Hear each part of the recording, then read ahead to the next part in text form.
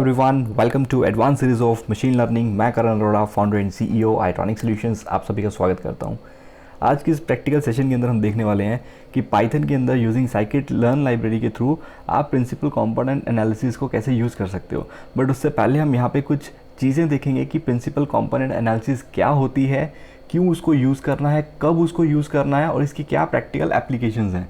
Right, अब हमारे पास problem क्या होती है कि जब हमारे पास बहुत लार्ज डेटा सेट आ जाएगा, यानी कि जब हम बात करेंगे यहाँ पे मेरे पास जब फीचर्स बहुत ज़्यादा हो जाएंगे, फीचर्स का मतलब है कॉलम्स। राइट, अब जब फीचर्स मेरे पास बहुत ज़्यादा हो जाएंगे, फॉर एग्जांपल मेरे पास 1000+ फीचर्स हैं, अब उसमें से मेरे को ये ढूंढना मुश्किल हो जाएगा कि कौन सा कॉलम्स मेरे लिए इंपॉर्टेंट है। जैसे कि फॉर एग्जांपल अगर मैं किसी घर का प्राइस प्रेडिक्ट कर रहा हूँ, अगर मेरे उस डेटा सेट के अंदर बहुत सारे कॉलम्स अवेलेबल हैं, अब मुझसे उसमें से मेरे को वो ढूंढना है कि कौन से कॉलम्स इंपॉर्टेंट हैं जो कि मेरे घर के प्राइस को प्रेडिक्ट कर सकते हैं। फॉर एग्जांपल नॉर्मली हम क्या कंसीडर करते हैं कि जितनी लैंड की स्पेस होगी, जितना लैंड का साइज़ बड़ा होता जाएगा, उस हिसाब से प्राइस वेरी करेगा। सेकंड, हम ये देख सकते हैं कि उसके अंदर कितने स्टोरी, अगर हमने एक घर का प्राइस प्रेडिक्ट करना है तो उसकी जो स्टोरी है वो कितनी है, सिंगल स्टोरी है, डबल स्टोरी है, उसमें कितने बेडरूम्स हैं, उसमें पार्किंग एरिया कितना है, उसमें लेट्स से कार की रखने की स्पेस कितनी है। तो बहुत सारे फैक्टर्स, बहुत सारे फीचर्स मैटर करते हैं जो कि आपके किसी घर के प्राइस को प्रेडिक्ट कर सकते हैं।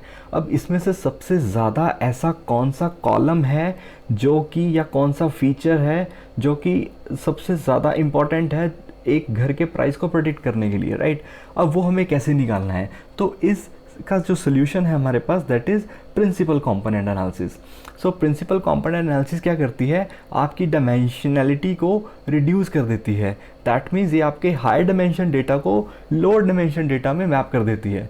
तो जो लोअर डायमेंशन डेटा होता है, जिसको हम क्या करते हैं, आगे मशीन लर्निंग को पास करते हैं, जहाँ से हम अपने मॉडल को ट्रेन करते हैं ताकि हम अपने डेटा को बहुत फास्टली ट्रेन कर सकें।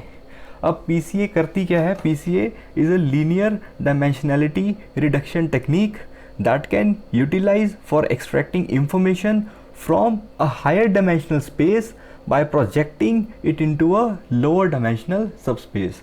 दैट मीन्स टू मैप करना मेरे को हाई डायमेंशन डेटा से मेरे को वो कॉलम्स एक्सट्रैक्ट करने हैं, वो फीचर्स एक्सट्रैक्ट करने हैं जो सबसे ज़्यादा आपस में कोरिलेट कर रहे हैं। राइट, तो हमें बहुत ज़्यादा मीनिंगफुल इंफॉर्मेशन निकालनी है उन्हीं पर्टिकुलर कॉलम्स के अंदर जो सबसे ज़्यादा आपस में कोरिलेट कर रहे हैं। अब PCA को इम्प्लीमेंट करने के लिए यहाँ पे हमें कुछ स्टेप्स को फॉलो करना पड़ेगा।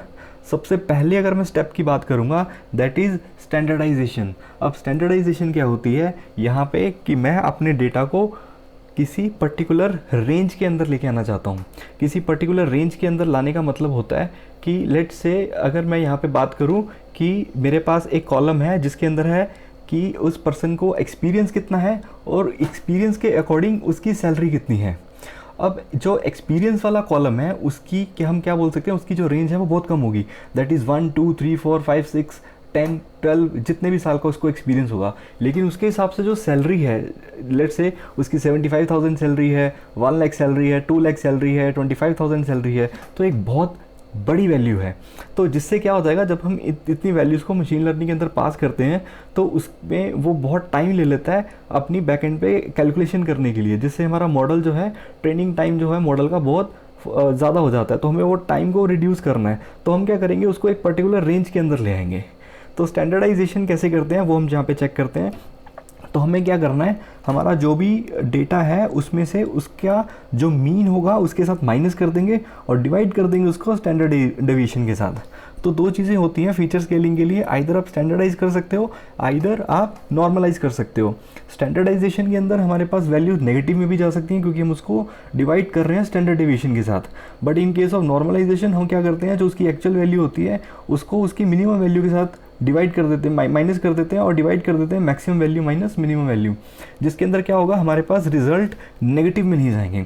तो दोनों में से कोई भी टेक्निक आप यूज़ कर सकते हो, either you can do the standardization, either you can do the normalization. But PCA के अंदर हम यहाँ पे स्टैंडर्डाइजेशन को यूज़ करते हैं। अब जब आप स्टैंडर्डाइज कर लोगे अपने डेटा को, आपका data hopefully let's say -1 to 2 की फॉर्म में या 3 के इस पर्टिकुलर रेंज के अंदर आ जाएगा, मतलब इतनी ज़्यादा बड़ी रेंज के अंदर नहीं जाएगा। अब उसके बाद हमारा सेकंड स्टेप क्या है?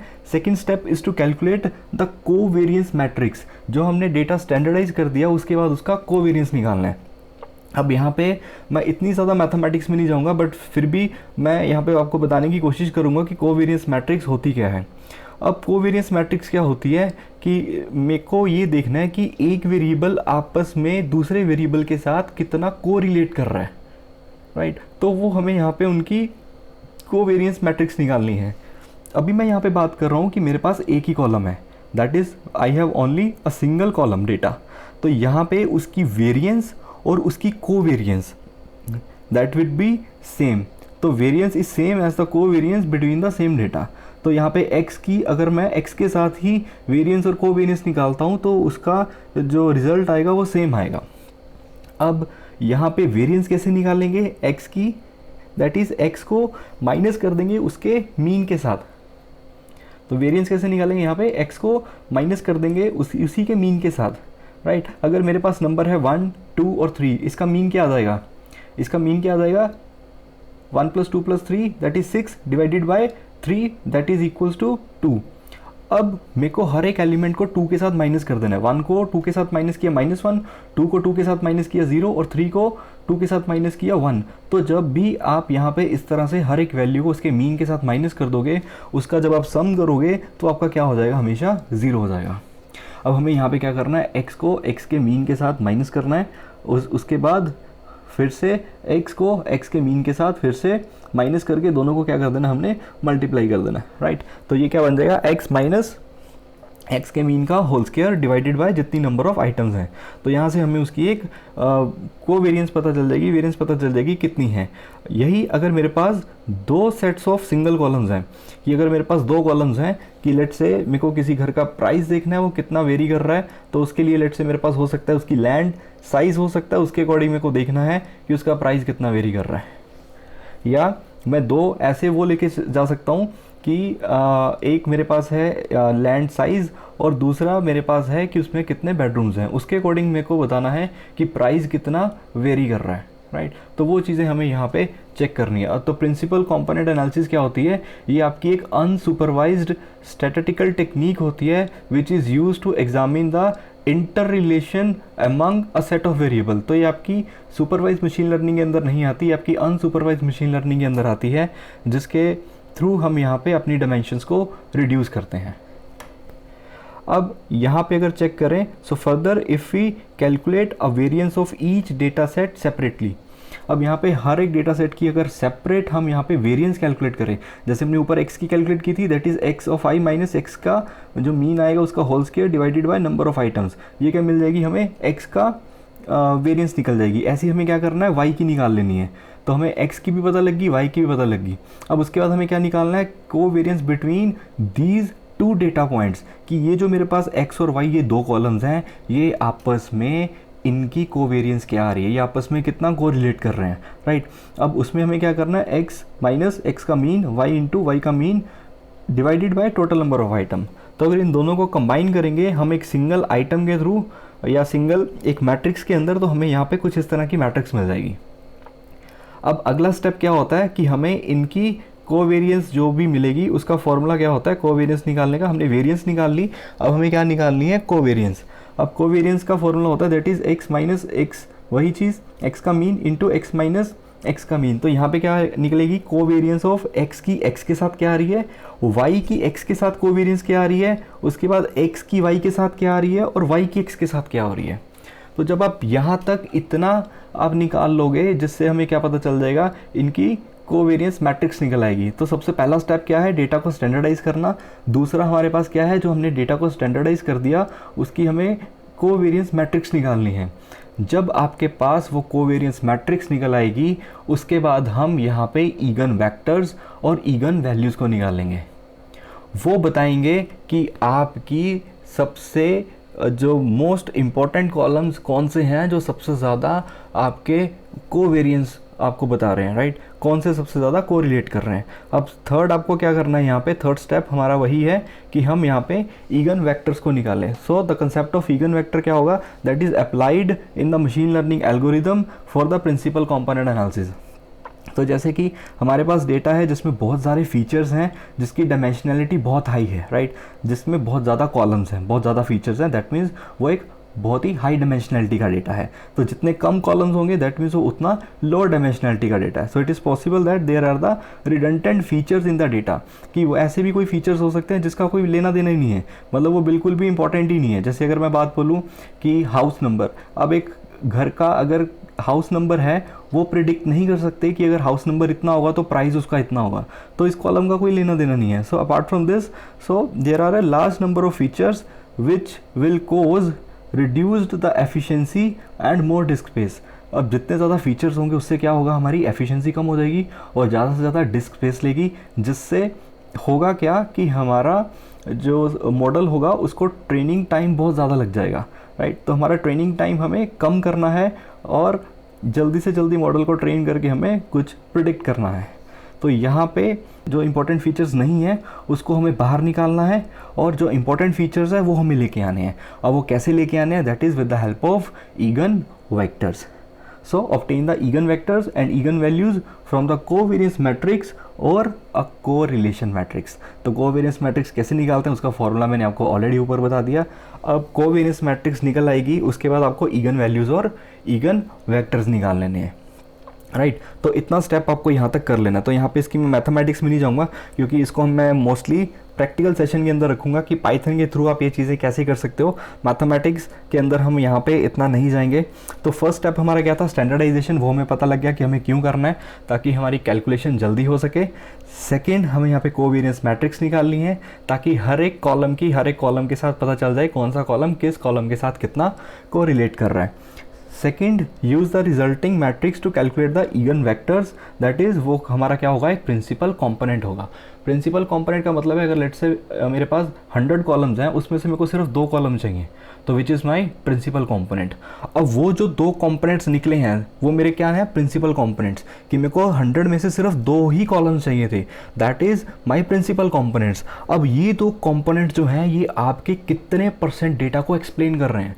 लेट से 100 में से मैंने 2 कॉलम्स उठाए हैं जो मेरे पूरे डेटा को एक्सप्लेन कर रहा है, राइट। अब ये जो 2 कॉलम्स हैं इसमें से लेट से मानता हूँ कि फर्स्ट कॉलम 50% आपके डेटा को एक्सप्लेन कर रहा है और सेकंड % 30% डेटा को एक्सप्लेन कर रहा है। दैट मीन्स आउट ऑफ 100 80% जो डेटा है मेरे पास, 80% जो डेटा है ये 2 प्रिंसिपल कॉम्पोनेंट एक्सप्लेन कर रहे हैं। दैट मीन्स मैंने जो लॉस किया, मेरे पास जो डेटा मिस हुआ दैट इज़ कितना हुआ, 20% डेटा। तो 20% डेटा अगर मैं छोड़ भी दूंगा तब भी कोई प्रॉब्लम नहीं है, लेकिन मैंने वो 2 कॉलम निकाल लिए, 2 कॉलम्स को ट्रांसफॉर्म कर लिया जो मेरे 80% डेटा को एक्सप्लेन कर रहे थे, राइट। तो रेदर देन कि अगर मैं 100 फीचर्स लेके चलूँ, राइट, जो कि मेरे 100% डेटा को एक्सप्लेन कर रहे थे, रेदर देन उस 100 की बजाय मैं कोई 2 फीचर्स ले लूँ जो कि मेरे 80% डेटा को एक्सप्लेन कर रहे हैं, right. So that make sense. और उसके बाद हमें क्या करना है कि ईगन वैल्यू बताती है कि आपका कौन सा प्रिंसिपल कंपोनेंट कितनी आपकी जो क्या बोलते हैं कॉलम्स है उसको एक्सप्लेन कर रहा है। तो किस कॉलम कितना हमारे लिए इंपॉर्टेंट है, that depend on your again value. तो हमें क्या करना है, हर एक कंपोनेंट की ईगन वैल्यू निकाल लेनी है। फॉर एग्जांपल अगर मेरे पास 100 कंपोनेंट्स हैं, हर कंपोनेंट की मैं ईगन वैल्यू निकाल लूँगा और हर ईगन वैल्यू जो होगी उसको हम डिसेंडिंग ऑर्डर में सॉर्ट कर देंगे। अब लेट से मेरे को 2 कंपोनेंट निकालने हैं तो मैं देखूंगा 2 कंपोनेंट्स जिसकी सबसे हाईएस्ट ईगन वैल्यू है वो मैं उठा लूँगा। तो ये 2 कंपोनेंट्स क्या होंगे, ये 2 फीचर्स होंगे, ये 2 कॉलम्स होंगे जो कि मेरी सबसे ज़्यादा वेरिएंस को एक्सप्लेन कर रहा होगा। तो जितनी ज़्यादा ईगन वैल्यू होगी उतना क्या होगा, उतनी हमारी वेरिएंस को वो एक्सप्लेन करेगा, उतनी ज़्यादा वेरिएंस एक्सप्लेन होगी। जितनी ज़्यादा ईगन वैल्यू उतनी ज़्यादा वेरिएंस हमारी एक्सप्लेन होगी। उसके बाद हमें क्या कर लेना है, एक नई मैट्रिक्स क्रिएट कर लेंगे using that particular number of principal components. तब हमारे क्या हो जाएगा, पूरे 100 कॉलम्स में से वो कन्वर्ट कर देगा 2 कॉलम्स के अंदर, राइट। अब इस चीज़ को पाइथन के अंदर कैसे इम्प्लीमेंट करते हैं वो हम यहाँ पे प्रैक्टिकली चेक करने वाले हैं। सो मशीन लर्निंग प्रॉब्लम के अंदर क्या करना पड़ता है कि कई बार हमारे पास 10,000 ऑफ फीचर्स भी होते हैं for a single training instance. तो उस केस में क्या हो जाएगा, हमारे पास प्रॉब्लम क्या हो जाएगी कि हमारी जो ट्रेनिंग होगी वो बहुत स्लो हो जाएगी, जिससे क्या हो जाएगा, हमारा मॉडल जो है ओवरफिट हो जाएगा। सो एक बहुत ही कॉमन प्रॉब्लम है मशीन लर्निंग के अंदर, तो हमें क्या करना पड़ता है, डायमेंशंस को रिड्यूस करना पड़ता है। तो डायमेंशंस को रिड्यूस करने के लिए हम क्या यूज़ करते हैं, प्रिंसिपल कंपोनेंट एनालिसिस, राइट। तो अब इसको प्रैक्टिकली कैसे करते हैं वो मैं यहाँ पे आपको दिखाने वाला हूँ। अब मेरे पास यहाँ पे एक डेटा सेट है जो कि वाइन का डेटा सेट है। अब अगर यहाँ पे लेट्स से मेरे पास एक डेटा सेट है, वाइन का डेटा सेट है, जिसके अंदर अल्कोहल, मैलिक एसिड, उसमें ऐश, टोटल फिनॉल्स, ये सारे कितने हैं, ये मेरे पास सारी वैल्यूज़ हैं। उसके बाद 3 तरह की यहाँ पे मेरे पास वाइन है, दैट इज़ बरेलो, उसके बाद ग्रिग्नोलिनो एंड बारबेरा। अब इन तीनों कैटेगरीज मेरे को प्रेडिक्ट करनी है कि इन फीचर्स के अकॉर्डिंग कि अगर मैं ये फीचर पास करूं कि ये मेरी फर्स्ट कैटेगरी की वाइन है, सेकंड कैटेगरी की वाइन है, थर्ड कैटेगरी की वाइन है, कि लेट से सबसे ज़्यादा अल्कोहल किस में होती है, मेरी फर्स्ट वाइन की कैटेगरी में है, या सेकंड वाइन की कैटेगरी में है, या थर्ड वाइन की कैटेगरी में है, राइट। अब मेरे पास यहाँ पे बहुत सारे फीचर्स हैं, बहुत सारे मेरे पास यहाँ पे कॉलम्स हैं। अब इसको प्रैक्टिकल इंप्लीमेंट करने के लिए मेरे को यहाँ पे कुछ लाइब्रेरीज़ को इंपोर्ट करना पड़ेगा। तो मैं यहाँ पे लिख रहा हूँ import numpy as np, then import pandas as pd। तो ये दोनों लाइब्रेरीज़ मेरी डेटा एनालिसिस के लिए यूज़ होती हैं। अब उसके बाद मेरे को थर्ड लाइब्रेरी इंपोर्ट करनी है, import matplotlib dot pyplot as plt। अब ये वाली जो लाइब्रेरी है इसको हम यूज़ करते हैं डेटा विजुअलाइजेशन के लिए। अब यहाँ पे PCA की हमें ज़रूरत क्यों पड़ती है, PCA हम क्यों अप्लाई करते हैं, फर्स्ट मैंने आपको बताया फॉर डेटा विजुअलाइजेशन, ताकि हम इजीली 2 वेरिएबल्स के अंदर अपने डेटा को विजुअलाइज कर सकें, उनकी एक डिसीजन बाउंड्री चेक कर सकें, जिससे हमें पता लग सकता है कि हाँ कि ये वाला जो मेरा हाउस का डेटा है वो इस रीजन में आ रहा है, सेकंड वाला इस रीजन में आ रहा है, थर्ड वाला इस रीजन में आ रहा है, जितनी भी मेरे पास यहाँ पे कैटेगरीज हो सकती है। मतलब मेरे को डेटा को विजुअलाइज करना है, देन मैं यहाँ पे PCA को यूज़ करूँगा, या मेरे को अपनी मशीन लर्निंग की एल्गोरिदम की स्पीड इंक्रीज़ करनी है तब मैं PCA को यूज़ करूँगा, राइट। अब यहाँ पे हमने 3 हमारी libraries that is numpy, matplotlib, pandas तीनों को इंपोर्ट कर लिया। सेकेंड स्टेप होता है कि हम अपने डेटा को रीड करें। रीड करने के लिए हमारे पास फंक्शन है that is pd dot read underscore CSV। उसके बाद यहाँ पे आपकी जो CSV फाइल है दैट इज़ wine.csv, इसको मैं स्टोर कर लेता हूँ किसी भी वेरिएबल के अंदर। लेट्स से मैंने इसको डेटा नाम के वेरिएबल के अंदर स्टोर कर लिया। अब इसको अगर मैं यहाँ पे चेक करूँ, यहाँ पे मेरे पास जितने कॉलम्स हैं ये आपको शो हो जाएंगे, दैट इज़ अल्कोहलक, उसके बाद मैलिक एसिड, ऐश, टोटल फिनॉल्स, जितनी भी यहाँ पे आपको कॉलम्स हैं वो आपको सारी की सारी दिख जाएगी, कलर की इंटेंसिटी कितनी है। और ये जो यहाँ पे मेरे पास कॉलम है दैट इज़ कस्टमर सेगमेंट, ये मेरे को प्रेडिक्ट करना है दैट इज़ 1, 2 एंड 3। तो 3 तरह की मेरे पास यहाँ पे वाइन जो है ये अवेलेबल है। अब यहाँ पे कितने कॉलम्स हैं और कितने रोज़ हैं वो आपको यहाँ पे शो कर देगा नीचे, that is 178 rows and 14 columns. अब अगर मैं डेटा डॉट इन्फो यहाँ पे कॉल करता हूँ फंक्शन, जिसके अंदर मैं ये चेक कर लेता हूँ क्या मेरे डेटा के अंदर कोई नल वैल्यू प्रेजेंट तो नहीं है। तो जब भी हम मशीन लर्निंग को यूज़ करते हैं वो आपको पता होगा कि हमारे डेटा के अंदर कोई भी मिसिंग वैल्यू नहीं होनी चाहिए। तो यहाँ पे भी इसने मेरे को दिखा दिया कि मेरे पास टोटल 178 एंट्रीज़ हैं जो कि 0 से लेके 177 तक चल रही हैं, और टोटल मेरे पास 14 कॉलम्स हैं, और हर एक कॉलम में मेरे को जो वैल्यू मिल रही है वो 178 मिल रही है, और हर एक कॉलम जो है वो मोस्टली मेरे को वैल्यू मिल रही है दैट इज़ फ्लोट 64 बिट में मिल रही है, कुछ वैल्यूज़ मेरे को इंटीजर 64 बिट में मिल रही हैं। अब मेरे पास कोई भी डेटा यहाँ पे स्ट्रिंग के अंदर नहीं है जिसके ऊपर मेरे को लेबल एनकोडिंग लगानी पड़े या वन हॉट एनकोडिंग लगानी पड़े, राइट। तो मेरा जो डेटा है ऑलरेडी क्लीन है। अब इस क्लीन डेटा के ऊपर या मेरे को यहाँ पे डेटा के ऊपर मेरे को कोई प्री प्रोसेसिंग नहीं करनी पड़ेगी। अब मैं एक्स और वाई अपने अलग कर लेता हूँ। दैट मीन्स स्टार्टिंग से लेके अगर मैं यहाँ तक प्रो लाइन तक की बात करूँ, ये मेरा एक्स है, और जो कस्टमर सेगमेंट ये वाला है ये मेरा कॉलम वाई है। अब एक्स और वाई को सेपरेट करने के लिए ये मेरा स्टोर है डेटा नाम के वेरिएबल के अंदर। मैं यहाँ पे फंक्शन यूज़ कर रहा हूँ ILOC, इंटीजर लोकेशन चूज़ कर रहा हूँ। इसके अंदर रोज़ और सेकंड मेरे को पास करने होते हैं कॉलम्स। रोज़ मेरे को सारी चाहिए, कॉलम मेरे को स्टार्टिंग से लेके अप टू 13 तक चाहिए। टोटल मेरे पास 0 से लेके 13 14 कॉलम है। अब इसको सिलेक्ट करूँगा, ये मेरे 13 के 13 कॉलम आ चुके हैं। अब मेरे को इसको किस में कन्वर्ट करना है, numpy एरे के अंदर। तो उसके लिए जस्ट आपको डॉट वैल्यूज़ को यूज़ कर लेना है, ये ऑटोमेटिकली आपके पांडास के डेटा फ्रेम को numpy एरे में कन्वर्ट कर देगा। तो आपको अलग से np.array फंक्शन को कॉल करने की ज़रूरत नहीं है। इसको स्टोर कर लेंगे हम किसी वेरिएबल x के अंदर। अब ऐसे ही मेरे को अपना y सेपरेट कर लेना है, that is data dot integer location, rows सारी, और कॉलम कौन सा है, लास्ट वाला। तो लास्ट वाला कॉलम अगर मेरे को उठाना है या तो मैं 13 लिख सकता हूँ या मैं -1 लिख सकता हूँ। -1 रिप्रेजेंट कि मेरा जो लास्ट वाला कॉलम है। अब इसको भी मेरे को वैल्यूज़ किस में चाहिए, numpy एरे के अंदर। अब अगर मैं y को यहाँ पे प्रिंट करके देख लूँ तो मेरे को यहाँ पे 1 2 3 एक numpy एरे के अंदर मेरे को y भी मिल चुका है। अब मेरे पास x भी है और मेरे पास y भी है। अब मेरे को क्या करना है, यहाँ पे अपने डेटा सेट को स्प्लिट करना है। तो यहाँ पे मैं sklearn की मॉडल सिलेक्शन लाइब्रेरी के अंदर ट्रेन टेस्ट स्प्लिट फंक्शन को कॉल कर लूँगा। अब इसके लिए हमें यहाँ पे लिखना है from sklearn dot model underscore selection, import कर लेंगे यहाँ पे train test and split function को। अब जैसे ही आप इस मॉड्यूल को इंपोर्ट कर लोगे उसके बाद इस फंक्शन के अंदर मेरे को यहाँ पे पास करना है अपना x और अपना y, कि x और y को मेरे को स्प्लिट कर दो। अब इसकी क्या रेशो रखनी है, तो यहाँ पे मैं लिखूँगा कि मेरे को जो टेस्ट साइज़ चाहिए दैट इज़ 0.2। 0.2 का मतलब है कि 20% डेटा मेरा टेस्टिंग के लिए यूज़ होगा और जो 80% डेटा है वो मेरा ट्रेनिंग सेट के लिए यूज़ होगा। अब यहाँ पे यूज़ कर लेता हूँ फॉर रैंडम स्टेट 0 के लिए।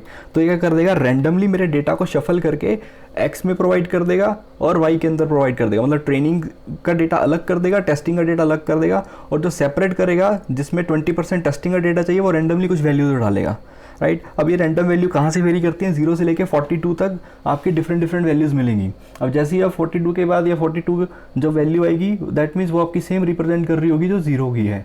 1 that means same 43, 2 that means same 44। तो इसी हिसाब से वो दोबारा से रिपीट होना स्टार्ट हो जाता है। टोटल अप टू 0 से लेके 40 तक जो है 42 है वो रिपीट होना स्टार्ट हो जाता है, जो कि सेम वैल्यू आपको 0 की मिलती है। अब इसको मेरे को 4 वेरिएबल्स के अंदर सेपरेट कर लेना है, that is X train, X test, Y train and Y test. तो मैंने इसको 4 डिफरेंट वेरिएबल्स के अंदर सेपरेट कर लिया, X train, X test, Y train और वाई टेस्ट। तो 20% डेटा मेरा किसके अंदर पड़ा है, वाई ट्रेन और वाई टेस्ट के अंदर, और 80% डेटा किसके अंदर पड़ा है, एक्स ट्रेन और एक्स टेस्ट के अंदर। अब सबसे पहला जो हमारा स्टेप था वो हमें यहाँ पे क्या करना है, दैट इज़ अब सबसे पहला स्टेप हमारे पास क्या था, वो हमें क्या करना है, यहाँ पे फीचर स्केलिंग करनी है। अब उसके लिए हमें क्या करना पड़ेगा, स्टैंडर्डाइज करना था। तो सबसे पहले अगर हम ऊपर चलें तो यहाँ पे हमारा क्या था कि जो भी आपका डेटा है आपने जो एक्स और वाई अलग किया, अब एक्स के अंदर मेरे पास कितने कॉलम्स हैं, 13 कॉलम्स हैं। इसमें से लेट से मैं कोई 2 कॉलम्स निकालना चाहता हूँ जो कि मेरे मैक्सिमम डेटा को एक्सप्लेन कर रहा हो, कि पूरे मैं फीचर्स ना लूँ, मेरे को वो दो मेरे को वहाँ पे निकाल के दे दे, 2 फीचर्स मेरे को एक्सट्रैक्ट करके दे दे जिसके थ्रू मेरा पूरे का पूरा डेटा एक्सप्लेन होता हो। अब वो कैसे निकालेंगे, with the help of again values and again vectors. तो सबसे पहला स्टेप हमारा क्या है, स्टैंडर्डाइज द डेटा। तो स्टैंडर्डाइज करने के लिए हम sklearn की लाइब्रेरी के अंदर स्टैंडर्ड स्केलर को कॉल कर लेंगे, that is from sklearn dot pre processing, import कर लेंगे यहाँ पे स्टैंडर्ड स्केलर को।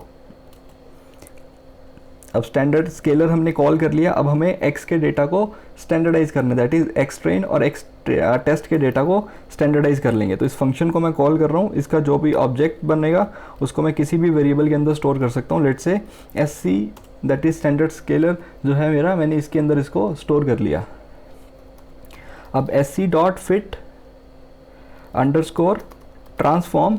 अब फिट का मतलब क्या होगा, यहाँ पे स्टैंडर्डाइज करेगा, x को माइनस करेगा उसके मीन के साथ, डिवाइड कर देगा स्टैंडर्ड डेविएशन के साथ। तो पहले फिट फंक्शन कॉल होता है। फिट क्या करता है, वो आपका मीन कैलकुलेट कर लेगा और उसकी स्टैंडर्ड डेविएशन कैलकुलेट कर लेगा।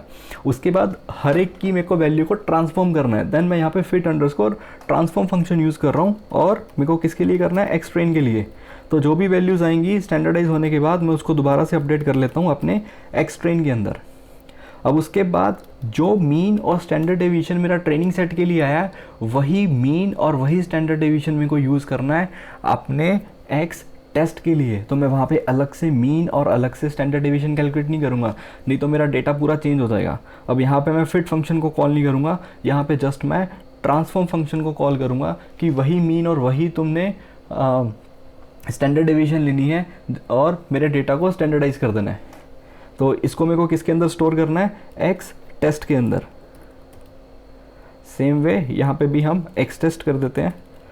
अब मेरा डेटा यहाँ पे स्टैंडर्डाइज हो चुका है। अब अगर मैं एक्स ट्रेन को चेक करूँ, अब मेरे पास इतनी बड़ी बड़ी वैल्यूज़ नहीं मिलेंगी। मोस्टली आप चेक कर सकते हो -0, -1 to 1 के बीच में मोस्टली वैल्यूज़ मेरे को मिल रही हैं, राइट। तो मैं कह सकता हूँ -1 to 1 के बीच में मेरे को मोस्टली वैल्यूज़ मिल रही हैं। सेम एक्स ट्रेन का भी डेटा ऐसे ही मिलेगा और एक्स टेस्ट का भी डेटा ऐसे ही मिलेगा। अब मेरे को यहाँ पे प्रिंसिपल कंपोनेंट एनालिसिस अप्लाई करनी है। अब वो कैसे अप्लाई करेंगे, that is from sklearn dot decomposition import कर लेंगे यहाँ पे हम अपने PCA को। तो हमारी scikit-learn की लाइब्रेरी के अंदर ही अंडर डीकम्पोजिशन हम इंपोर्ट कर सकते हैं अपने प्रिंसिपल कंपोनेंट एनालिसिस को।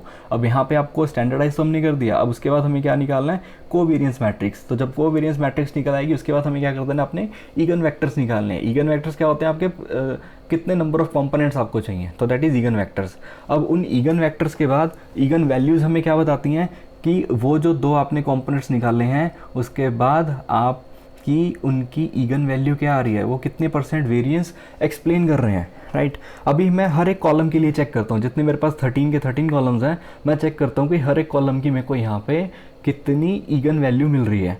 तो उसके लिए आपको क्या करना है, यहाँ पे PCA को कॉल करना है, राइट। इसके अंदर आप लिख दोगे नंबर ऑफ कॉम्पोनेंट्स, कितने आपको इगन वेक्टर्स चाहिए, दैट इज़ इक्वल्स टू, यहाँ पे लिख देता हूँ नन, कि अभी मेरे को कोई भी ईगन वेक्टर, जितने भी मेरे पास कॉलम्स हैं मेरे को उतने ही ईगन वेक्टर्स चाहिए, राइट। तो इसको मैं स्टोर कर लेता हूँ PCA वेरिएबल के अंदर। अब कंपोनेंट्स मैंने बता दिए सारे। अब मेरे को क्या करना है, PCA के थ्रू ये अब खुद मेरे को कैलकुलेट करेगा कि कौन से एक्स ट्रेन और एक्स टेस्ट के अंदर आपका जो डेटा है वो आपको निकाल के उसके बाद उसकी वेरिएंस निकाल के बता देगा क्या आ रही है। तो उसके बाद हमें क्या करना है, PCA dot fit underscore transform किसको, एक्स ट्रेन को,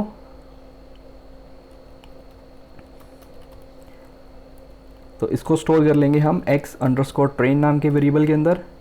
और सेम हमें एक्स टेस्ट के लिए करना है।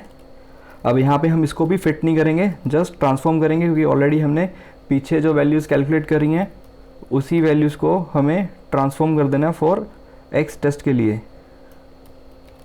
यहाँ पे एक्स टेस्ट को पास कर देंगे। अभी यहाँ पे इतना ही मैं रन करता हूँ, मेरे को यहाँ पे कोई एरर नहीं मिला। अब मेरे को यहाँ पे क्या निकालना है, वेरिएंस की रेशो, कि कौन सा कॉलम कितने % वेरिएंस को एक्सप्लेन कर रहा है, कौन सा % कितने % इंफॉर्मेशन को एक्सप्लेन कर रहा है। अब उसके लिए आपको क्या लिखना है, यहीं पे मैं लिख देता हूँ, that is PCA dot explained underscore variance, उसके बाद उसकी रेशो। जैसे इतना रन करूँगा आपको यहाँ पे दिख रहा है उसने आपको ईगन वैल्यूज़ कैलकुलेट करके दे दी है।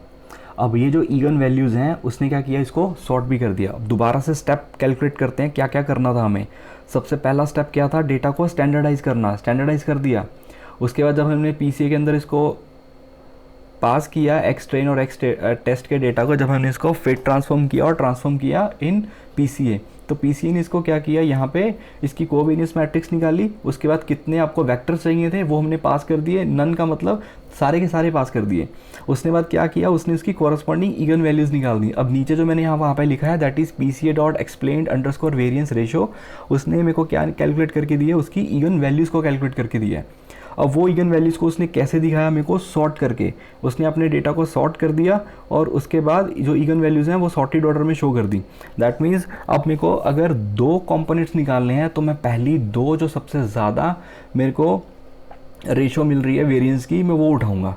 सो choose the number of components which explains the most of the variance. अब आपको वो आप कंपोनेंट उठा लो, वो आप अपने फीचर्स उठा लो जो सबसे ज़्यादा आपकी वेरिएंस को एक्सप्लेन कर रहे हैं, तो वो आपकी 2 मैट्रिक्स बन जाएंगी। अब मेरे को यहाँ पे क्या करना है, नंबर ऑफ कंपोनेंट्स अब मेरे को कितने चाहिए, मैं यहाँ पे बोलूँगा कि मेरे को 2 ही कंपोनेंट्स चाहिए। 2 कंपोनेंट्स कौन से आ जाएंगे, 0.36 एंड 0.19। दैट मीन्स 36.8% जो मेरी वेरिएंस है। अगर मैं ऊपर वाली आउटपुट चेक करूँ, so you can observe that the principal component 1 जो है that holds 36.8 of the information. So while the principal component 2 holds only 19.3 of the information. मतलब ये जो 2 मैंने यहाँ पे फीचर्स सेलेक्ट कर रहे हैं, फीचर्स एक्सट्रैक्ट कर रहे हैं, दैट मीन्स 56% जो मेरा डेटा है ये यही 2 कॉलम्स हैं जो एक्सप्लेन कर रहे हैं। अब ये मेरे को ये नहीं पता लगेगा ये कौन से कॉलम्स हैं, क्योंकि ऑलरेडी ये ट्रांसफॉर्म हो चुके हैं by using principal component analysis. तो उसने हमें चूज़ करके दे दिया कि ये वैल्यू के साथ सबसे ज़्यादा कोरिलेट कर रही है, उसके बाद ये वैल्यू और ये वैल्यू सबसे ज़्यादा कोरिलेट कर रही है। तो अब हमें ये नहीं पता लगेगा कि एक्चुअल में हमारे डेटा सेट के अंदर ये वाले कॉलम थे, और ये भी नहीं हो सकता कि ये पहले वाला कॉलम और लेट्स से थर्ड वाला कॉलम, ये 2 कॉलम ना, रैंडमली उसने यहाँ से चेक किया कि कौन सी 2 वैल्यूज़ आपस में सबसे ज़्यादा कोरिलेट कर रही हैं। हो सकता है कि पहले कॉलम में पहली वैल्यू रिलेट कर रही हो, दूसरी रो के अंदर हो सकता है लास्ट के 2 कॉलम हो, थर्ड रो के अंदर हो सकता है कि सेकंड और फोर्थ कॉलम हो। तो इस हिसाब से उसने वो वैल्यूज़ हमें निकाल के दे दी जो सबसे ज़्यादा कोरिलेट कर रही हैं। That means 56% of the data मेरे ये 2 कॉलम्स यहाँ पे एक्सप्लेन कर रहे हैं। अब यहाँ पे अगर मैं एक्स ट्रेन को अगर यहाँ पे चेक करूँ जिसके अंदर पहले 13 कॉलम्स थे, अब यहाँ पे कितने कॉलम है, सिर्फ 2 ही कॉलम्स हैं। तो जितने आप यहाँ पे कंपोनेंट पास करोगे, जितने आप प्रिंसिपल कंपोनेंट पास करोगे, जितने आप इगन वेक्टर पास करोगे, उतने आपको यहाँ पे कॉलम्स मिल जाएंगे। अब यहाँ पे मेरे को मशीन लर्निंग एल्गोरिदम यूज़ करनी है। अब ये मेरी क्या है, ये एक मेरी क्लासिफिकेशन प्रॉब्लम है। तब इस क्लासिफिकेशन प्रॉब्लम के लिए मैं यहाँ पे कोई भी एल्गोरिदम यूज़ कर लेता हूँ। यहाँ पे मैं लॉजिस्टिक रिग्रेशन को यूज़ कर रहा हूँ, तो उसके लिए हम यहाँ पे यूज़ करेंगे from sklearn dot linear underscore model, import कर लेते हैं लॉजिस्टिक रिग्रेशन। सो लॉजिस्टिक रिग्रेशन हमारी एक क्लासिफिकेशन प्रॉब्लम है जिसके अंदर हमने लास्ट के लेक्चर्स में चेक किया था कि कैसे हमने अपने मॉडल को क्लासीफाई किया था। क्लासिफिकेशन का मतलब होता है दैट मीन्स कि मेरे को अगर कुछ प्रेडिक्ट करना है in the form of yes और नो की फॉर्म में, या मेरे को प्रेडिक्ट करना है कि अगर मैं यहाँ पे बात करूँ कि मेरे को प्रेडिक्ट करना है ये इस पर्टिकुलर पर्सन को ये कोविड से इफेक्टेड है या नहीं है, इंडिया मैच जीतेगी या नहीं जीतेगी, आज बारिश होगी या नहीं होगी, तो ये सारी चीज़ें आपकी क्लासिफिकेशन के अंदर आती हैं। अब मेरे पास यहाँ पे 3 क्लासेस हैं, राइट। तो मेरे को 3 तरह की वाइन मेरे पास अवेलेबल है, उसमें से मेरे को प्रेडिक्ट करना है कि ये किस कैटेगरी के अंदर बिलोंग करती है। अब मेरे को यहाँ पे अपने मॉडल को ट्रेन करना है। ट्रेन करने के लिए आपको इसी फंक्शन को कॉल करना है और इसका एक हम ऑब्जेक्ट बना लेंगे दैट इज़ क्लासीफायर। अब इसी क्लासीफायर के अंदर मेरे को फिट कर देनी है अपनी x ट्रेन की वैल्यू और y ट्रेन की वैल्यू। अब मेरा मॉडल यहाँ पे ट्रेनिंग के लिए स्टार्ट हो जाएगा। अब मेरा मॉडल फुली ट्रेंड हो चुका है। अब मेरे को प्रिडिक्ट करना है। प्रिडिक्ट क्या करना है, ये मेरा एक्स का ट्रेनिंग और वाई का ट्रेनिंग का डेटा था। अब मैंने ओवरऑल डेटा में से लेट से मेरे पास 100 रोज़ थी, मैंने उसमें से 20% डेटा टेस्टिंग के लिए रख लिया और 80% डेटा मैंने ट्रेनिंग के लिए रख लिया जब मैंने ऊपर स्प्लिट किया था। तो ये जो 80% डेटा है इसको मैंने ट्रेन कर दिया कि मैं उसको सिखा रहा हूँ, जैसे हमें सिखाया जाता है A for apple, B for ball, C for cat, D for dog, ऐसे ही हम मशीन को सिखा रहे हैं। उसके बाद हमारा क्या लिया जाता है, टेस्ट लिया जाता है। तो टीचर हमारा टेस्ट लेती है। अब तुम बताओ एग्जाम में A फॉर क्या होता है, B फॉर क्या होता है, C फॉर क्या होता है, राइट। अब हमने भी इसको क्या किया, पूरा डेटा नहीं दिया, हमने इसको क्या दिया, आधा डेटा दे दिया। तो 100 अगर मेरे पास लाइंस थी उसमें से मैंने 80% डेटा 80 लाइंस को यहाँ पे ट्रेनिंग के लिए दे दिया, 20 मैंने अपने पास रख ली। अब मैं बोलूँगा कि तू ट्रेन तो हो चुका है, सीख तो गया है, अब ये जो 20 मेरे पास एक्चुअल डेटा पड़ा है, अब तू ये बता कि तू इसको क्या प्रेडिक्ट कर रहा है। फिर मैं चेक करूँगा कि एक्चुअल वैल्यू मेरे पास क्या थी, और जो मेरे पास 20 रोज़ मैंने रख ली थी, और इसने जो वो उनके लिए वैल्यू प्रेडिक्ट करके दी है वो इसने क्या प्रेडिक्ट की है। फिर हम उसको कंपेयर करेंगे कि दोनों में क्या डिफरेंस है। अब मेरे पास एक्स टेस्ट जो है, ये मेरे पास 2 कॉलम्स हैं, इसके अकॉर्डिंग मेरे को प्रेडिक्ट करना है मेरे को अपनी वाइन की कैटेगरी को। अब अगर मैं वाई टेस्ट की बात करूं तो ये मेरी एक्चुअल वैल्यू है। अब मेरे को प्रेडिक्ट करना है, प्रेडिक्ट कैसे करेंगे, that is classifier dot predict. Predict किसको करना है, मेरे को एक्स के जो टेस्टिंग का डेटा मैंने रखा हुआ है, जिसके अंदर मेरे पास ये 2 कॉलम्स पड़े हैं, तो ये 2 कॉलम पास करूंगा, इसके अकॉर्डिंग ये प्रेडिक्ट करेगा कि ये 1 है, क्लास 2 को बिलोंग कर रहा है, क्लास 3 को बिलोंग कर रहा है। तो ये मेरा क्या निकल आएगा, एक तरह का वाई प्रेडिक्ट। तो इसको मैं किसी वेरिएबल के अंदर स्टोर कर लेता हूँ, let's see this is my Y predict. अब जैसे कि फर्स्ट इसने क्या प्रेडिक्ट किया 3, तो इसने भी क्या प्रेडिक्ट किया है, फर्स्ट इसने 1 प्रेडिक्ट किया, तो इसने भी क्या प्रेडिक्ट किया 1। एक्चुअल वैल्यू मेरी सेकंड पे क्या आ रही थी 3, इसने भी क्या प्रेडिक्ट किया 3। थर्ड वैल्यू क्या आ रही थी 2, जो एक्चुअल वैल्यू थी, इसने भी क्या प्रेडिक्ट किया 2। अब इसने कितनी प्रेडिक्शन सही करी है, कितनी गलत करी है, उसके लिए हमारे पास यहाँ पे होती है कन्फ्यूजन मैट्रिक्स। तो उसको हम प्लॉट करके देखते हैं, that is from sklearn dot matrix, import कर लोगे आप यहाँ पे कन्फ्यूजन मैट्रिक्स को। अब कन्फ्यूजन मैट्रिक्स हमने इंपोर्ट कर ली, अब मेरे को मैट्रिक्स किसके अकॉर्डिंग निकालनी है, वाई टेस्ट और वाई प्रेडिक्ट के अकॉर्डिंग। तो यहाँ पे मैं कॉल कर देता हूँ कन्फ्यूजन मैट्रिक्स को, किसके बीच में बनानी है, टेस्टिंग का डेटा, दैट मीन्स जो हमारा एक्चुअल डेटा है और जो हमने प्रिडिक्ट किया है कि एक्चुअल प्रिडिक्ट में से कितनी वैल्यू सही है और कितनी वैल्यू गलत है। तो इसको आप किसी वेरिएबल के अंदर स्टोर कर सकते हो, let's see this is my confusion matrix. अब इसको देखते कैसे हैं वो हम यहाँ पे चेक करते हैं, तो यहाँ पे n आएगा, वाह ग्रेट। अब यहाँ पे क्या है, मेरे पास 3 कैटेगरीज थी, राइट, 3 तरह की मेरे पास लेट्स से वाइन थी, जिसमें से ये बोल रहे हैं कि फर्स्ट जो आपकी वाइन की कैटेगरी थी, जो मेरा टेस्टिंग का डेटा है उसमें से 14 प्रेडिक्शंस उसने सही करी हैं, जिसके अंदर सेकंड की एक भी वैल्यू फर्स्ट के अंदर नहीं आ रही, कोई गलत प्रेडिक्शन नहीं है, मतलब फर्स्ट रो के अंदर मेरे पास कोई भी गलत प्रेडिक्शन नहीं है। सेकंड कैटेगरी की अगर मैं बात करूंगा, सेकंड कैटेगरी ऑफ वाइन के अंदर जिसमें से 15 प्रेडिक्शन सही करी हैं। थर्ड कैटेगरी की चेक करूं वाइन की, उसमें 6 प्रेडिक्शन सही हैं। तो मतलब फर्स्ट कैटेगरी 14 टाइम्स सही आ रही है, सेकंड कैटेगरी 15 सही है, थर्ड कैटेगरी जो वाइन की उसमें 6 प्रेडिक्शन सही हैं। तो जो आपके डायगोनल होते ही होते हैं कितनी प्रेडिक्शन सही हैं, और इसके यहाँ पे जो आता है दैट इज़ कितनी प्रेडिक्शंस गलत हैं। अब यहाँ पे सेकंड के अंदर अगर मैं इसकी बात करूँ, ये मेरी कैटेगरी वाइन 1 की है, ये मेरी 2 कैटेगरी है, ये मेरी कैटेगरी 3rd है। तो कैटेगरी 2 के अंदर एक प्रिडिक्शन गलत कर दी उसने, जो कि उसने प्रिडिक्ट कर दिया कि ये कैटेगरी 1 की वाइन है, जो एक्चुअल में कैटेगरी 2 की वाइन होनी चाहिए थी, उसने गलत से उसको प्रिडिक्ट कर दिया कि ये कैटेगरी 1 की वाइन है। मतलब इतने बड़े डेटा के अंदर भी हमने यहाँ पे चेक कर लिया, हमारे पास सिर्फ एक प्रिडिक्शन गलत आई है, तो जो कि एक बहुत ही एक्यूरेट रिजल्ट है हमारे के लिए। इतनी सारी हमने 13 में से सिर्फ 2 कॉलम्स उठाए थे, और वो 2 कॉलम्स में भी हमारी जो प्रेडिक्शन आई है उसमें सिर्फ एक प्रेडिक्शन गलत हुई है, बाकी सारी की सारी प्रेडिक्शंस हमारी सही हैं। अब हम यहाँ पे इस डेटा को विजुलाइज करके देखते हैं कि एक्चुअल में हमारा डेटा दिखता कैसे है, राइट। तो वो हम यहाँ पे इसको 2 डायमेंशनल डेटा के अंदर चेक करते हैं। तो यहाँ पे विजुलाइज करते हैं ट्रेनिंग के डेटा को, फिर विजुलाइज करते हैं टेस्टिंग के डेटा को। अब मैं यहाँ पे एक्स ट्रेन और मेरे पास वाई ट्रेन, ये 2 वेरिएबल्स हैं, इसको मैं किसी भी 2 वेरिएबल के अंदर स्टोर कर लेता हूँ, लेट्स से एक्स सेट, और मैं इसको वाई सेट के अंदर स्टोर कर लेता हूँ।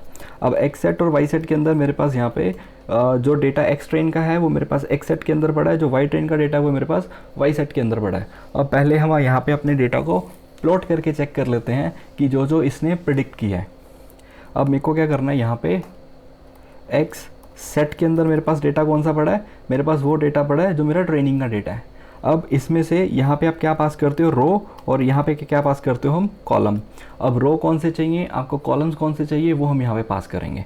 अब मेरे को कॉलम कौन सा चाहिए, कॉलम 0 को कॉलम 1 के साथ मैं प्लॉट करूँगा, लेकिन रो कौन सी चाहिए जहाँ पे मेरे को वाई सेट की जो वैल्यू आ रही है दैट इज़ इक्वल्स टू क्या मिल रही है, 0, जहाँ पे मेरे पास फर्स्ट कैटेगरी ऑफ वाइन का मैं डेटा प्लॉट कर रहा हूँ, जहाँ पे मेरे को वाई सेट की वैल्यू कितनी मिल रही है, 1 मिल रही है, क्योंकि वाई सेट के अंदर मेरे पास वैल्यू 1, 2 और 3 है।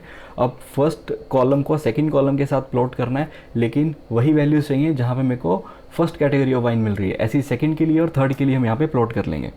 तो एक्स सेट ऑफ ये मेरा मिल गया, जहाँ पे मेरे को कॉलम 0 के लिए और ऐसी कॉलम 1 के लिए। तो कॉलम 0 और कॉलम 1 मैंने यहाँ पे सेपरेट कर लिए। अब यहाँ पे लिखता हूँ PLT डॉट स्कैटर। अब यहाँ पे लेबल दे देते हैं कि ये मेरी कैटेगरी 1 की वाइन है। ऐसे ही हमें सेकंड और थर्ड प्लॉट कर लेना है, जहाँ पे वाई सेट की वैल्यू 2 मिल रही है और वाई सेट की वैल्यू हमें 3 मिल रही है। तो ऐसे 2 के लिए और 3 के लिए for column 0 and for column 1। तो हम ये बोलते हैं category 1 this is for category 2 and this is for category 3। उसके बाद आपको क्या कर लेना है, अपने ग्राफ को शो कर लेना है। तो ये हमारा एक तरह से एक्चुअल डेटा था वाइन का, जिसमें आप यहाँ से चेक कर सकते हो कि ये वाली एक तरह की हमारी वाइन थी, ये दूसरी तरह की वाइन थी और तीसरी तरह की वाइन थी।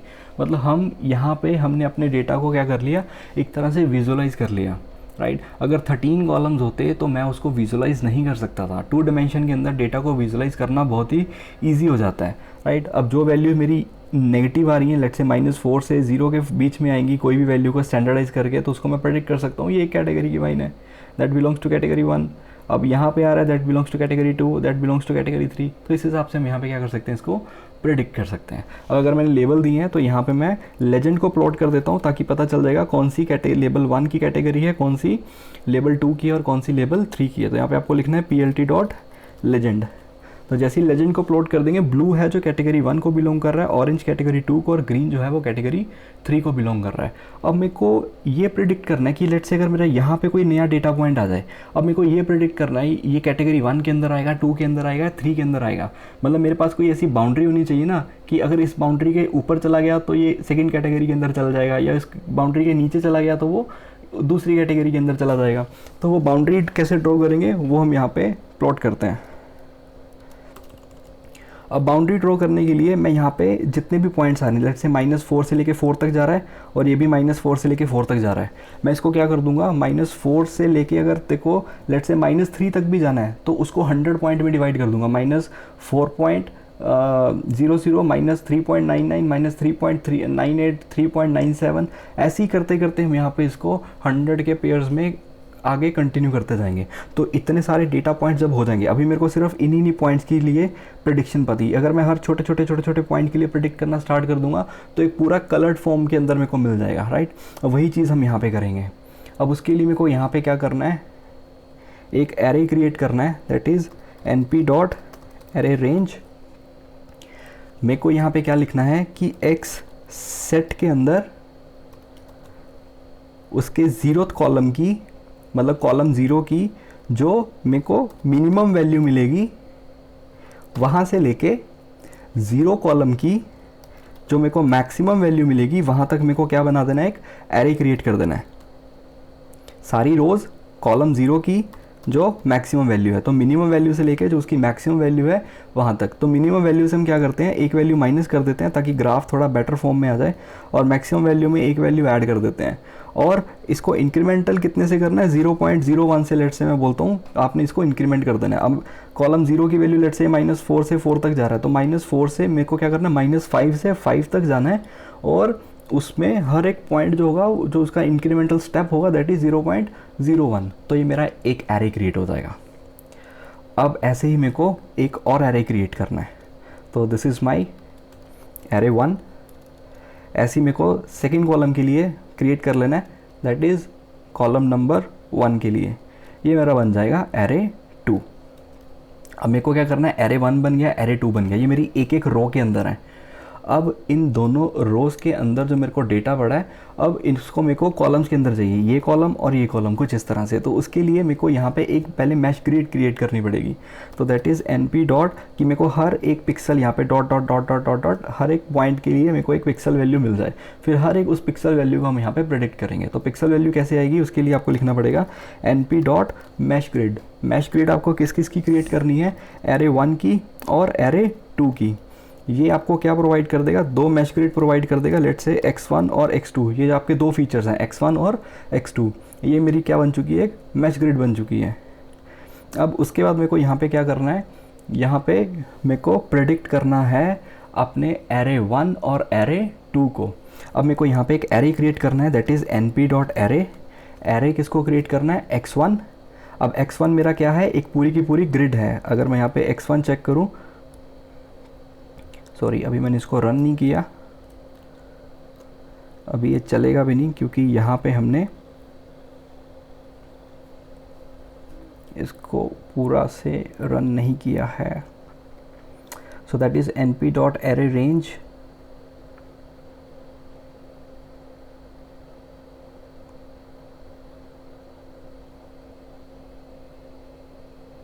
यहाँ पे कॉमा आएगा, यहाँ पे भी कॉमा आएगा, यहाँ पे भी एंड यहाँ पे भी, राइट। अब हमारे पास कोई एरर नहीं है। अब मैं यहाँ पे x1 को प्रिंट कर रहा हूँ।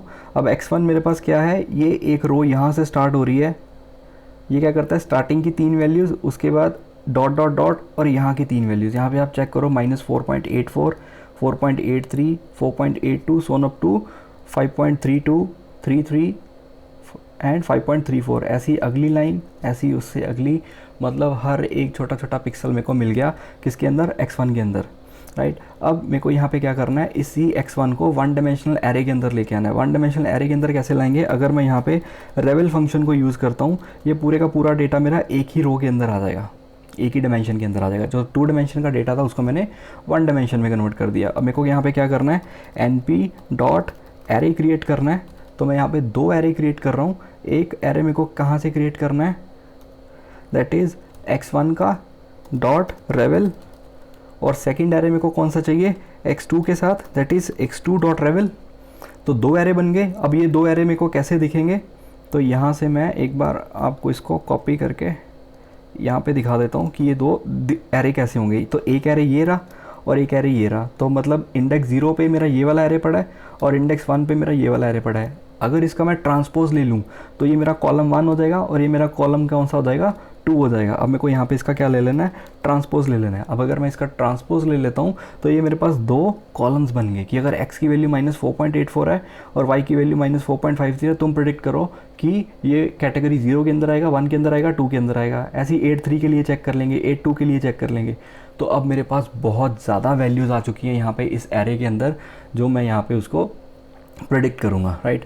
अब ये मेरा ट्रांसपोज भी हो चुका है, राइट। अब मेरे को प्रेडिक्ट करना है, राइट। अब प्रेडिक्ट करना है, प्रेडिक्ट कैसे करूँगा मैं, यहाँ पे इसी एरे को मैं यहाँ से कॉपी कर लेता हूँ, ऑलरेडी वैसे ऊपर कॉपीड है। अब मैं इसको पास करता हूँ क्लासीफायर डॉट प्रेडिक्ट फंक्शन के अंदर, ये पास कर दिया मैंने अपना एरे, राइट। अब उसके बाद मेरे को क्या करना है, यहाँ पे इसका ट्रांसपोज लेना है। तो मैं यहाँ पे क्या लिख रहा हूँ, डॉट टी।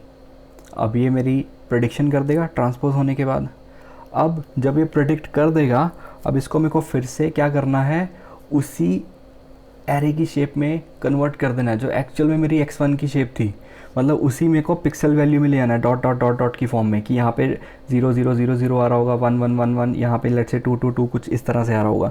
तो मेरे को उसी शेप में कन्वर्ट कर देना। तो यहाँ पे लिख रहा हूँ कि तुम उसको रीशेप कर दो वापस उसी शेप में जिस शेप में मेरी x1 की डायमेंशंस थी। तो हम इसको जैसी x1 की शेप थी वैसी, जो मैंने प्रिडिक्ट कर लिया हर एक पिक्सल के लिए कि उसकी क्या वैल्यू आ रही है, उसको मैं स्टोर कर लेता हूँ z के अंदर। अब मेरे को यहाँ पे क्या करना है, कॉन्टूर प्लॉट करना है। तो उसके लिए मैं यहाँ पे लिखूँगा कॉन्टूर प्लॉट f का x1 और x2 के साथ, जहाँ पे z की वैल्यू लेट से सेम आ रही होगी तो वो एक कलर में आ जाएगा, जब z की वैल्यू दूसरे कलर में आ गई होगी वो और कलर में आ जाएगा, जब z की वैल्यू किसी तीसरे कलर में आ गई वो और कलर में आ जाएगा। इस चीज़ को मैंने ऑलरेडी क्लासिफिकेशन के अंदर बहुत बेटर वे में एक्सप्लेन किया था, तो यहाँ पे मैं इसको ज़्यादा एक्सप्लेन नहीं करूँगा, बट स्टिल यहाँ पे बता देता हूँ कि x1 को x2 के साथ करना है, जहाँ पे z की वैल्यू 3 ही मिलेंगी। जैसे इस z की बात करूँ 0 1 और 2, तो जहाँ जहाँ पे x1 और x2 के लिए वैल्यू 0 मिल रही है वो एक कलर में आ जाएगी, जहाँ पे x1 और x2 के लिए वैल्यू 1 मिल रही है वो एक कलर में आ जाएगी, जहाँ पे x1 और x2 के लिए वैल्यू 2 मिल रही है वो एक कलर में आ जाएगी। अब जैसे इसको यहाँ पे रन करेंगे तो यहाँ पे आप देख सकते हो उसने 1 की कैटेगरी जो थी उसको एक कैटेगरी के अंदर प्लॉट कर दिया, सेकंड एक येलो के अंदर आ गई, एक ब्लू के अंदर आ गई। इस हिसाब से उसने डिफरेंट डिफरेंट कलर के अंदर मेरे को कंटूर प्लॉट ड्रॉ करके दे दिया। लेकिन अब मेरे को एक्चुअल डेटा पॉइंट्स नहीं दिख रहे हैं, तो हम यहाँ पे क्या करेंगे, ये जो हमने प्लॉट किया है इसकी जो ओपेसिटी है वो कम कर देंगे। वो कहाँ से कम होगी, अल्फ़ा के थ्रू, that is alpha equals to, मैं यहाँ पे दे देता हूँ 0.2। तो ये जो एक्चुअल वैल्यू थोड़ी डम और डाउन हो जाएगी, थोड़ी सी डल हो जाएगी, और यहाँ पे मेरे को एक्चुअल डेटा पॉइंट मिल जाएंगे। तो इस तरह से उसने मेरे ट्रेनिंग डेटा को यहाँ पे विजुलाइज करके दिखा दिया कि इस कैटेगरी के अंदर ये मेरे ऑरेंज कलर के अंदर पॉइंट थे, ये ब्लू के अंदर थे और ये ग्रीन के अंदर थे। अब अगर इस रीजन के अंदर कोई भी पॉइंट आएगा उसको ग्रीन प्रेडिक्ट करेगा, अब इस रीजन के अंदर कोई भी आएगा तो उसको ब्लू प्रेडिक्ट करेगा, अब इस रीजन के अंदर कोई भी आएगा उसको ऑरेंज प्रेडिक्ट करेगा। तो यहाँ पे हमने उसकी एक डिसीजन बाउंड्री को प्लॉट कर लिया। अब जब हमने यहाँ पे प्रेडिक्ट किया था ऊपर, तो यहाँ पे इस कैटेगरी के अंदर जहाँ पे 15 आ रहा है वहाँ पे एक प्रेडिक्शन गलत थी। अब इसी चीज़ को हम चेक कर लेते हैं। अब मैं दोबारा से कोड नहीं लिखूंगा, अब मेरे को कन्वर्ट क्या करना है, जस्ट यहाँ पे जहाँ पे मैंने ट्रेन लिखा था अब मैं वहाँ पे क्या कर दूंगा, टेस्ट कर दूंगा। तो ये मेरा एक स्टैंडर्ड कोड बन गया। जब भी मेरे को किसी 2 वेरिएबल्स के अंदर अपने प्रिंसिपल कंपोनेंट को विजुलाइज करना है तो उसको मैं कुछ इस वे से करूँगा। अब जैसे इसको रन करूँगा तो यहाँ पे आपको क्लियरली दिख जाएगा, यहाँ पे कोई भी गलत प्रेडिक्शन नहीं है, ग्रीन के अंदर कोई भी गलत प्रेडिक्शन नहीं है। लेकिन जो ब्लू है दैट इज़ कैटेगरी 1 के अंदर एक गलत प्रेडिक्शन आ रही है। वो किसकी आ रही है, कैटेगरी 2 की। तो दैट मीन्स आउट ऑफ ये 15 सही प्रेडिक्शन थी, उसमें से एक ही गलत प्रेडिक्शन यहाँ पे आ गई, राइट। तो यहाँ से हमें पता चल जाता है, जैसे कि हमने कन्फ्यूजन मैट्रिक्स के अंदर ड्रॉ किया था, सेम वे यहाँ पे हम अपने 2 प्रिंसिपल कंपोनेंट्स को यहाँ से विजुलाइज कर सकते हैं। तो एक्स एक्सिस जो है वो मेरा दैट इज़ प्रिंसिपल कंपोनेंट 1 है, और जो वाई एक्सिस है that is my principal component 2 है। तो PC1 और PC2 हमारे एक्स और वाई हैं। तो ये था आपका पूरे का पूरा प्रिंसिपल कंपोनेंट एनालिसिस को पाइथन के अंदर कैसे प्रैक्टिकल इम्प्लीमेंटेशन की जा सकती है, कैसे हाई डिमेंशन डेटा को आप लोअर डिमेंशन डेटा के अंदर मैप कर सकते हो। हमने यहाँ पे क्या किया, डेटा को सबसे पहले स्टैंडर्डाइज़ किया। अगर ऊपर हम यहाँ पे चेक करें, फर्स्ट स्टेप था कि आप डेटा को पहले स्टैंडर्डाइज़ करो, बट डेटा को स्टैंडर्डाइज़ तभी करना है अगर हमारे डेटा के अंदर कोई भी नल वैल्यू नहीं है और कोई भी उसके अंदर स्ट्रिंग नहीं है। अगर आपके डेटा के अंदर कोई नल वैल्यू है, कोई स्ट्रिंग है, तो सबसे पहले आपको अपने डेटा को क्लीन करना पड़ेगा। तो सबसे पहले डेटा क्लीनिंग आएगी। डेटा क्लीनिंग के बाद आपको डेटा के ऊपर प्री प्रोसेसिंग करनी पड़ेगी। उस प्री प्रोसेसिंग के अंदर आपके डेटा के ऊपर लेबल एनकोडिंग यूज़ होती है, वन हॉट एनकोडिंग यूज़ होती है। जो भी अगर स्ट्रिंग होगी तो आपको उसको सारी की सारी कन्वर्ट करनी पड़ेगी। अब उसके बाद आपको अपने डेटा को स्टैंडर्डाइज़ करना पड़ेगा। तो ये सारा हमारा डेटा प्री प्रोसेसिंग का पार्ट है। स्टैंडर्डाइज़ करने के बाद हमने यहाँ पे कोवेरियंस मैट्रिक्स निकाली। कोवेरियंस मैट्रिक्स निकालने के लिए हमने यहाँ पे डायरेक्टली sklearn की डीकम्पोजिशन लाइब्रेरी के अंदर हमने यहाँ पे PCA को इंपोर्ट किया। सबसे पहले हमने 13 के 13 कॉलम्स को चेक किया कि उनकी इगन वैल्यूज़ क्या आ रही हैं। देन हमने नंबर ऑफ़ कंपोनेंट्स कितने सेलेक्ट किए, 2 कंपोनेंट सेलेक्ट किए कि मेरे को आउट ऑफ 13 सिर्फ 2 ऐसे कंपोनेंट निकाल के दे दो जो मेरे जिसकी जो वेरिएंस है वो सबसे हाईएस्ट आ रही हो। उसके बाद हमने अपने एक्स ट्रेन को फिट कर दिया PCA के अंदर और एक्स टेस्ट को भी फिट ट्रांसफॉर्म कर दिया अपने PCA के अंदर, जिसके थ्रू हमने ईगन वैल्यूज़ को कैलकुलेट कर लिया। अब वो उसको कैसे कैलकुलेट करती हैं, जो मैंने नीचे फॉर्मूलेस बताए थे सेम वहाँ पे उन्होंने फॉर्मूले अप्लाई किए। बैकएंड पे आपकी मशीन लर्निंग यही काम कर रही है, और जिसके अंदर लास्ट में ईगन वैल्यूज़ के थ्रू लैम्डा इक्वेशन के थ्रू इक्वेट करके आप ईगन वैल्यूज़ को निकाल सकते हो। अब सेम चीज़ यहाँ पे मेरे पास जो 2 वैल्यूज़ मिली थी दैट इज़ 36.88 एंड 19.31, जो कि मेरे 2 सबसे हाईएस्ट प्रिंसिपल कंपोनेंट को एक्सप्लेन कर रही थी। दैट मीन्स आउट ऑफ जो मेरे पास 13 कॉलम्स थे, जो 2 कॉलम्स जो 2 कंपोनेंट्स मेरे को यहाँ पे PCA ने निकाल के दिए हैं, वो 56% ऑफ डेटा को मेरा एक्सप्लेन कर रहा था, राइट। तो उसके बाद हमने उसको मॉडल को फिट किया अपनी लॉजिस्टिक रिग्रेशन के अंदर। लॉजिस्टिक रिग्रेशन के अंदर फिट करने के बाद हमने प्रेडिक्ट कर लिया। प्रेडिक्ट करने के बाद हमने ये चेक कर लिया कि इसकी कन्फ्यूजन मैट्रिक्स क्या आ रही है। कन्फ्यूजन मैट्रिक्स से हमें पता चल गया कि कितनी प्रेडिक्शन गलत आ रही हैं। तो सिर्फ एक ही प्रेडिक्शन गलत थी जो कि यहाँ पे दिखा रहा है, बाकी यहाँ पे कोई गलत प्रेडिक्शन नहीं है। फर्स्ट कैटेगरी के अंदर, सेकंड कैटेगरी के अंदर सिर्फ एक गलत कैटेगरी आ रही है, और थर्ड कैटेगरी के अंदर यहाँ पे कोई भी गलत प्रेडिक्शन नहीं आ रही। राइट। उसके बाद हमने इसको विजुलाइज़ करना चाहा कि एक्चुअल में दिख कैसे रहा है और उसकी बाउंड्री क्या है, कि अगर यहाँ पे कोई नया पॉइंट आ रहा है वो किस तरह जाएगा, ग्रीन के अंदर जाएगा या ऑरेंज के अंदर जाएगा। तो हमें एक बाउंड्री चाहिए कि हाँ जो डिसाइड कर सके, that is decision boundary, right. जो ऑलरेडी हम मशीन लर्निंग के क्लासिफिकेशन लेक्चर्स के अंदर ऑलरेडी हम बहुत बार देख चुके हैं कि उसको कैसे हमने यहाँ पे डिसीजन बाउंड्री को ड्रॉ किया था। तो वही चीज़ कोड हमने वहाँ से उठा के यहाँ पे एक तरह से पेस्ट कर दिया और चेक कर लिया कि कैसे हमने यहाँ पे बाउंड्री को देख के हमने प्रेडिक्ट कर लिया, राइट, कि कौन सी कैटेगरी कहाँ पे आ रही है। अदरवाइज़ 13 कॉलम्स के अंदर अगर मैं आपको बोलूँ कि ये मेरे को आप प्रेडिक्ट करके दिखा दो, आप नहीं कर सकते।